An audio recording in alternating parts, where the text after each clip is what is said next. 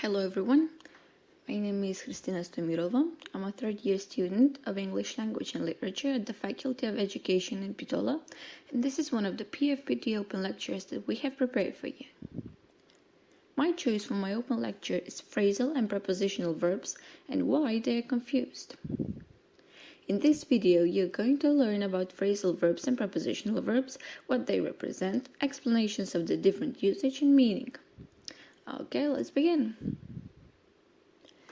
I believe that many of you use these types of verbs in speech and writing, but do not actually know how they're called.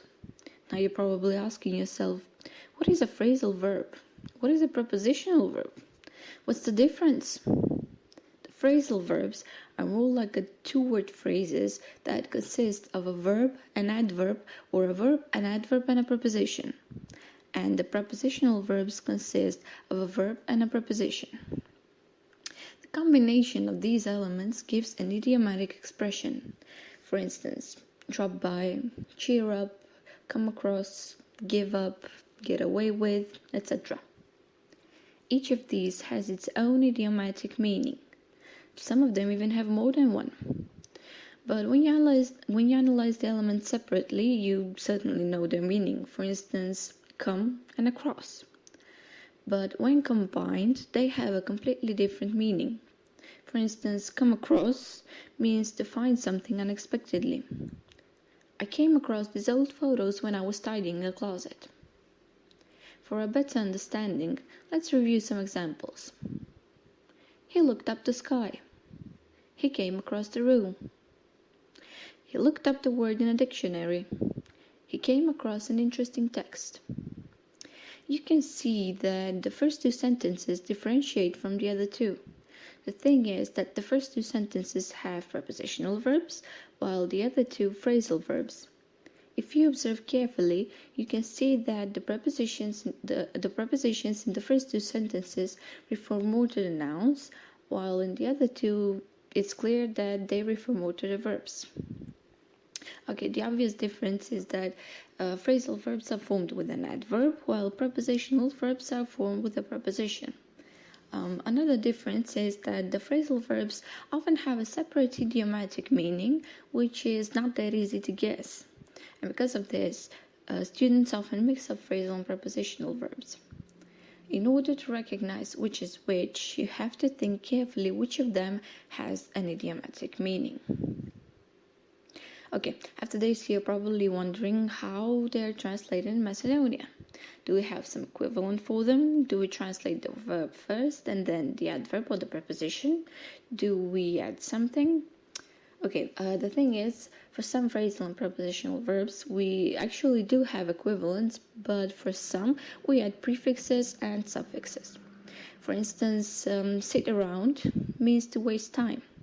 Its Macedonian equivalent is tengubi. Aside from that, burnout is translated as dogori, pregori.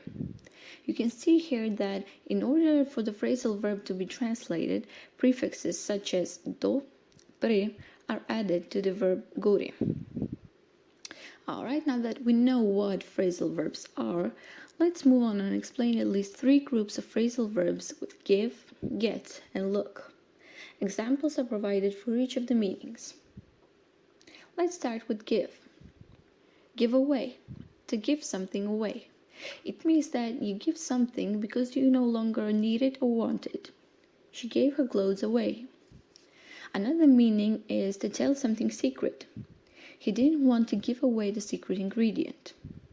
And the third meaning, give somebody away, is to show where someone is or what they're doing when they're actually trying to keep it a secret. Mark smiled, but his watery eyes gave him away. Give something in. It means to give something to someone in authority. Students must give in their assignments. Give off. To produce a smell, sound, etc. The clothes gave off a lemon smell for 3 days. Give up. It has several different meanings. The first is to stop trying to do something or to surrender. I give up. I don't know the answer.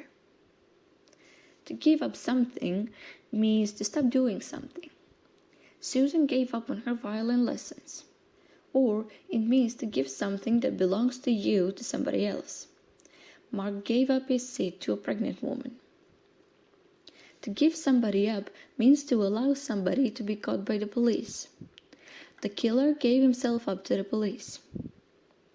Give up on means to lose hope in someone. He had been in a coma for 6 months and the doctors had almost given up on him. Okay, the next is get. Get along, to have a friendly relationship. Aside their differences, they get along quite well. Get away, it means to leave a place. I managed to get away early from work. Get away with something. It means to leave a place carrying something. He got away with the gold. Or it can mean not to be caught or punished for doing something wrong. Paul never does his homework, but he always gets away with it. Get back. It means to return to a place. I'll see you when I get back, okay? Get back to something means to start doing something again. Sorry, I have to get back to work now. Get off. It means to leave a place. I promise I'll try to get off early. Or it can mean not to be punished for something. He got off because of lack of evidence against him. Get through. To succeed in speaking to someone on the phone. Sorry I didn't call you back. I couldn't get through. Get through something. To do amount of work. I managed to get through 56 essays in one day. And the last group with look. Look after. To take care of someone or to make sure that someone is safe. Please look after yourself. I'm worried about you. Look ahead. It means to think about the future. You need to look ahead when you apply for colleges. Look away. It means to turn your eyes away from someone or something you were looking at. It was so embarrassing I had to look away. Look back. It means to think about something that happened in the past. When I look back after what happened, I always end up smiling. Look up to respect or to admire someone. Susan looked up to her English teacher. Okay, I believe that we've come to the very end of this lecture. Feel free to like and comment, and if you want more lectures of this kind, please visit and subscribe to our faculty's YouTube channel. Thank you very much and have a nice day.